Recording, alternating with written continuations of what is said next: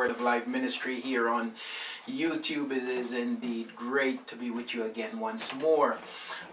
Would just like to take this opportunity to invite you to join us also on Facebook and on Pal Talk. That's paltalk.com, where we assemble each week for a weekly assembling of the Assembly of Yah, and so you are welcome to join us there. Well, I decided to jump down in the studio real quick to make a quick video, if you would, on the subject of why not Jesus.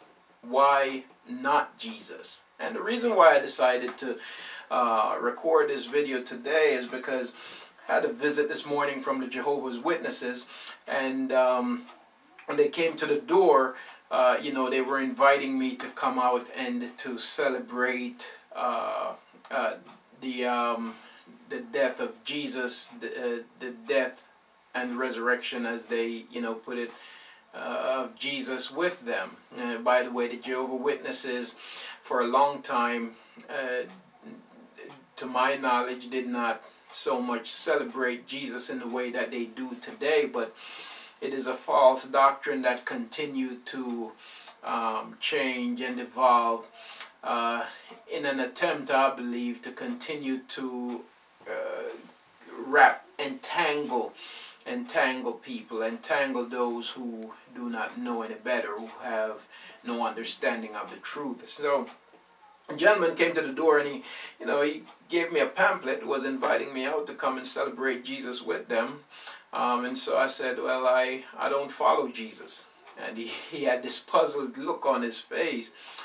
And he said, no. I said, no. I said, well, Jesus is a Greek god. Jesus is Zeus.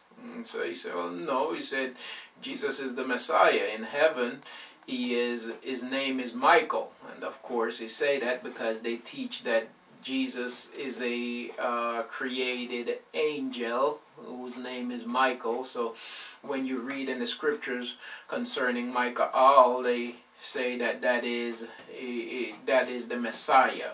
We know that the Messiah is not created. We know that the Messiah is Yah himself, manifesting in flesh as Yahusha. Okay, so today I'm trying to make this video as quick as possible, because I just want to point out a few things to you, how we came to know this name Jesus. Where did it come from? Okay, and it is a false name. It is not the name of the Messiah. It is the name, like I just stated, of an idol, and that idol is Zeus. Okay, so it's the name of the Greek sun god Zeus. All right, that is why when people in Puerto Rico, if they say Jesus, if they're talking about Jesus, they say Jesus. Okay, and in some other countries where Spanish is spoken, like Spain or some other, I forget all the names of those countries now, but Spanish speaking countries, some of them say Jesus. Okay, and it continues. You will always hear that Zeus, though. It continues throughout. My name is Michael in English, but it is an Hebrew name, and in Hebrew my name is Michael. Okay, in English it's Michael. If I go to Puerto Rico, they call me Miguel. If I go to Russia, I become Mikhail. If I go to Germany, I become Mikhail. But what you hear the basic sound of my name continuing throughout every language. No matter what language it is transliterated into, you will always hear the root of that name. Okay, so that is why with Jesus, you will hear Jesus, Jesus, Zeus, and so on. Okay, now Jesus in English really have no meaning, has no definition. Okay, they'll tell you, the Christians will tell you, that it means that that God saves, or God is salvation or something like that. And even in saying that, they even still don't get what they're saying, okay? Because when you say to them that what the name of the Messiah means is that Yah is our salvation, that he that came in the flesh, Yahuah that came in the flesh, manifest himself in the flesh, the invisible Yahuah manifest himself in the flesh, and became our deliverer, our salvation. Okay, so he poured out his wrath upon himself. When you say something like that to them, then you lose them. And of course you lose them because they have the doctrine of the Trinity to defend, which is a false doctrine that came out of Egypt also. You see, Christianity, like I always state, is ancient Egyptian, Babylonian, pagan sun worship wrapped up in a whole lot of ripped out of context scripture verses. Okay, so I want to take you quickly, if I can, to the origin of the name Jesus. All right, and so you're going to be seeing on your screen, you're looking at a picture of the origin of the name Jesus. At the very top of the picture, you will see the Hebrew letters, which is Yud or Yad Shan. Some people say Sheen and Yud or Yud, but in correct Hebrew, it would be Yad Shan Wa Ayin. Okay, Yad Shan Wa Ayan. Okay, now keep in mind now, there are no J's in Hebrew. There is no W in Hebrew. There is no E in Hebrew. There is no I in Hebrew. And there is no O in Hebrew.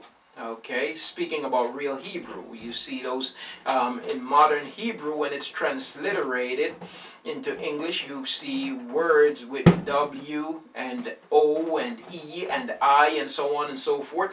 But the truth is that none of those letters exist in pure Hebrew, in scriptural Hebrew, in the language that Yah gave to his people. None of those letters exist. The only reason why those letters are there, or those sounds are there, is because things called vowel points have been added to the language.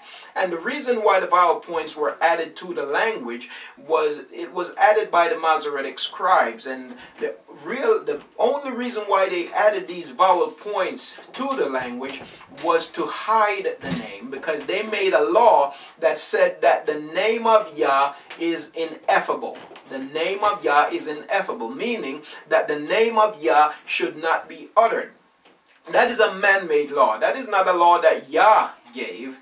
That is not something that Yah declared. Instead, on the contrary, Yah tells us, commands us to call upon his name, okay? Because his name is a strong tower. The righteous runs to it and they are saved. Okay, so we are encouraged over and over again in the scriptures that we should call upon his name. The scriptures tells us that his elect, that his people will know his name, okay? And so we are commanded over and over again to call upon his name, but yet these men that were not being led by the Ruach, but were on assignment, were assigned by Shaitan to tear down the name of Yah.